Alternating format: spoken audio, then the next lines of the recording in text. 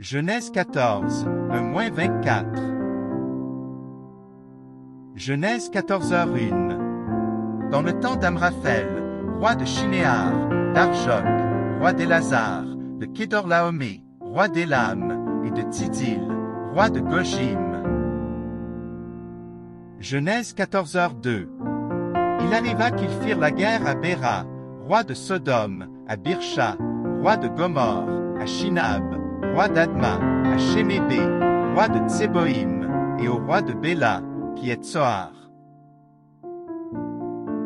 Genèse 14h3. Ces derniers s'assemblèrent tous dans la vallée de Siddim, qui est la mer Salée. Genèse 14h4. Pendant 12 ans, ils avaient été soumis à Kédorlaomé, et la 13e année, ils s'étaient révoltés. Genèse 14h5. Mais, la 14e année, Kédorlaomé et les rois qui étaient avec lui se mirent en marche, et ils bâtirent les Rephaïm à Ashteroth-Karnaïm, les Usim à Ham, les Émim à Shavekirjataïm. Genèse 14h6. Et les Horiens dans leur montagne de Séhir, jusqu'aux chênes de Paran, qui est près du désert. Genèse 14h7.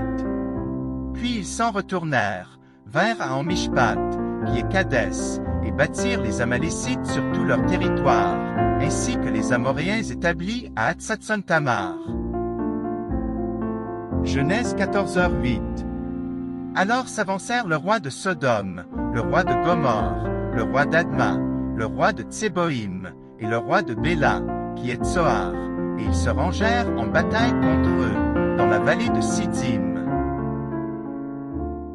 Genèse 14h9. Contre Kédorlaomé, roi d'Élam, Tidil, roi de Gojim, Amraphel, roi de Shinéar, et Arjok, roi d'Élazar, 4 rois contre 5. Genèse 14h10. La vallée de Siddim était couverte de puits de bitume, le roi de Sodome et celui de Gomorre prirent la fuite, et y tombèrent, le reste s'enfuit vers la montagne. Genèse 14h11.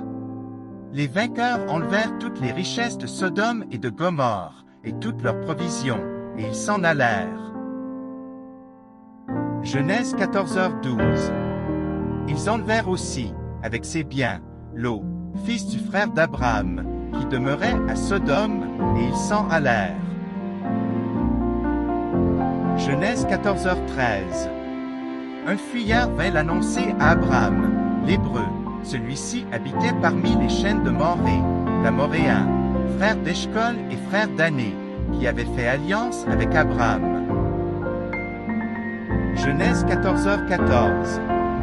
Dès qu'Abraham eut appris que son frère avait été fait prisonnier, il arma 318 de ses plus braves serviteurs, nés dans sa maison, et il poursuivit les rois jusqu'à Dan. Genèse 14h15.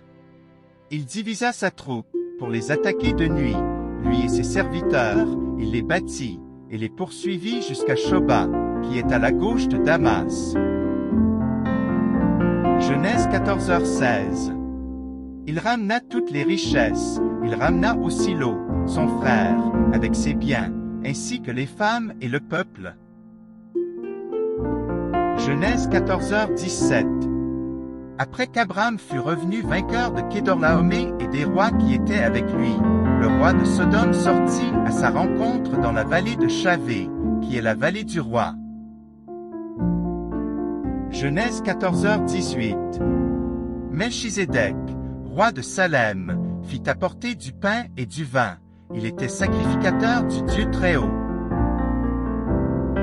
Genèse 14h19. Il bénit Abraham, et dit, « Béni soit Abraham par le Dieu Très-Haut, maître du ciel et de la terre. » Genèse 14h20. Béni soit le Dieu Très-Haut, qui a livré tes ennemis entre tes mains. Et Abraham lui donna la dîme de tout. Genèse 14h21. Le roi de Sodome dit à Abraham, « Donne-moi les personnes, et prends pour toi les richesses. » Genèse 14h22. Abraham répondit au roi de Sodome, « Je lève la main vers l'Éternel, le Dieu très-haut, maître du ciel et de la terre. » Genèse 14h23. Je ne prendrai rien de tout ce qui est à toi, pas même un fil, ni un cordon de soulier, afin que tu ne dises pas, j'ai enrichi Abraham. Rien pour moi. Genèse 14h24. Seulement, ce qu'ont mangé les jeunes gens, et la part des hommes qui ont marché avec moi, Ané, Eshcol et Moré, eux, ils prendront leur part.